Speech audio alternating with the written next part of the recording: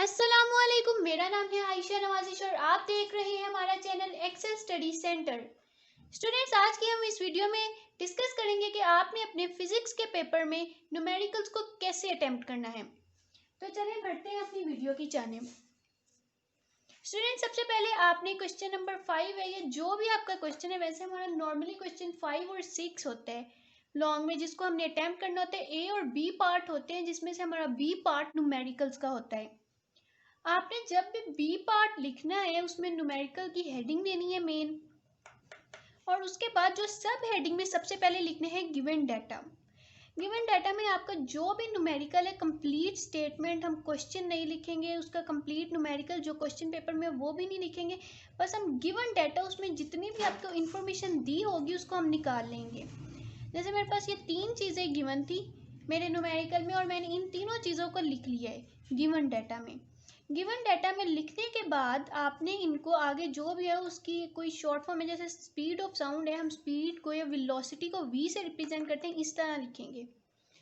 और याद रखेंगे कि न्यूमेरिकल्स में जो यूनिट्स हैं, जैसे मीटर पर सेकंड है, इनको कंपल्सरी मेंशन करना है। यूनिट्स के बगैर आपका न्यूमेरिकल इनकम्प्लीट है।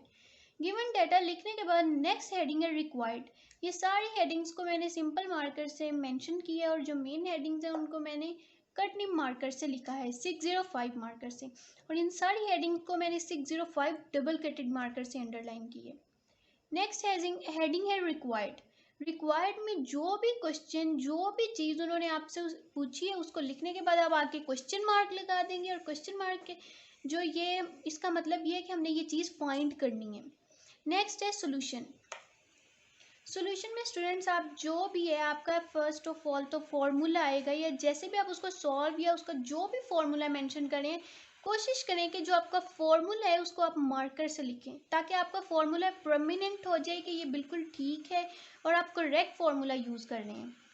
फॉर्मूला को मार्कर से लिखने के बाद आप अपना सारा सोल्यूशन करेंगे, उसको सॉल्व करेंगे, और जो आपका फाइनल आंसर होगा उसको मार्कर से अपने बॉक्स में बंद कर देना है, बॉक्स में इंक्लोज कर देना है मार्कर से, ताकि आपका आंसर प्रोमिनेंट हो जाए, आपका करेक्ट जो आंसर है वो क्लियर नज़र आए और प्रोमिनेंट हो जाए। इसको इस तरह लिखना है। नेक्स्ट है रिजल्ट।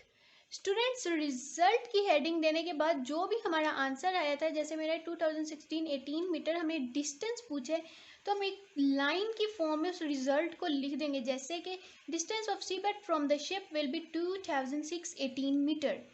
और ये जो यूनिट्स हैं ये बहुत मैटर करती है, यूनिट आपने कंपलसरी लगाना है। इसी तरह जब आपका पार्ट कंप्लीट हो जाएगा, शॉर्ट एंडिंग लाइन, और अगर कंप्लीट क्वेश्चन हो जाएगा तो आपने फुल एंडिंग लाइन ड्रॉ करनी है। नेक्स्ट एक और एग्जांपल लेते हैं, जैसे मेरे पास है क्वेश्चन नंबर 6 फॉर एग्जांपल, और इसका बी पार्ट न्यूमेरिकल है। न्यूमेरिकल की हेडिंग मैंने दे दी है कि मैं ये न्यूमेरिकल सॉल्व कर रही हूँ, कट मार्कर से दी है, और इसको 605 डबल कटेड मार्कर से अपनी सारी हेडिंग्स को मैं अंडरलाइन करती हूँ। स्टूडेंट, जब आपने न्यूमेरिकल की हेडिंग दे दी तो अगेन आपकी फर्स्ट हेडिंग गिवन डाटा की है। गिवन डाटा में आपने क्वेश्चन आप कंप्लीट अपना न्यूमेरिकल लिखने के बजाय गिवन डाटा में जो चीज़ आपको दी गई है उसको आपने लिख लेना है। इससे आपको आगे सॉल्व करने में भी बहुत हेल्प मिलेगी, क्योंकि आपके पास सारी चीज़ें गिवन डाटा में वन बाय वन आ जाएंगी, आप उनको बस पुट करते जाओगे अपने सॉल्यूशन में। गिवन डाटा कंपलसरी लिखना है, और गिवन डाटा जो कि हमारा सारा क्वेश्चन है न्यूमेरिकल का, उस सारे को रिप्रेजेंट कर रहे होते हैं। गिवन डाटा लिखने के बाद नेक्स्ट हेडिंग अगेन हमारी आएगी रिक्वायर्ड की। रिक्वायर्ड जो भी आपकी उन्होंने आपसे पूछे, आपने जिस चीज़ को भी फाइंड करना है, करंट है, डिस्टेंस है, वेलोसिटी, स्पीड, जो भी है उसको आपने लिखना है रिक्वायर्ड में। उसके बाद नेक्स्ट अगेन सॉल्यूशन की हेडिंग है। सॉल्यूशन में आपने स्टूडेंट्स मार्कर से फॉर्मूलाज को लिखना है। इसी तरह आपने इसका भी कंप्लीट सॉल्यूशन जैसे मैंने सॉल्व किया, और एंड पे जो मेरा फाइनल आंसर है उसको मैंने मार्कर से बॉक्स में इंक्लूड कर दिया। नेक्स्ट अगेन रिजल्ट है, और वन लाइन में आप अपने रिजल्ट को कंपलसरी लिखेंगे, ताकि आपका रिजल्ट जो आपका आंसर है वो प्रोमिनेंट हो जाए कि वो करेक्ट है। इसी तरह जब आपके दोनों पार्ट्स लॉन्ग क्वेश्चन में, जैसे ए बी पार्ट्स होते हैं, एक वैसे लॉन्ग क्वेश्चन होते हैं और बी न्यूमेरिकल का होता है, तो जब आपके दोनों अटेम्प्ट हो जाएंगे आप फुल एंडिंग लाइन ड्रॉ कर देंगे।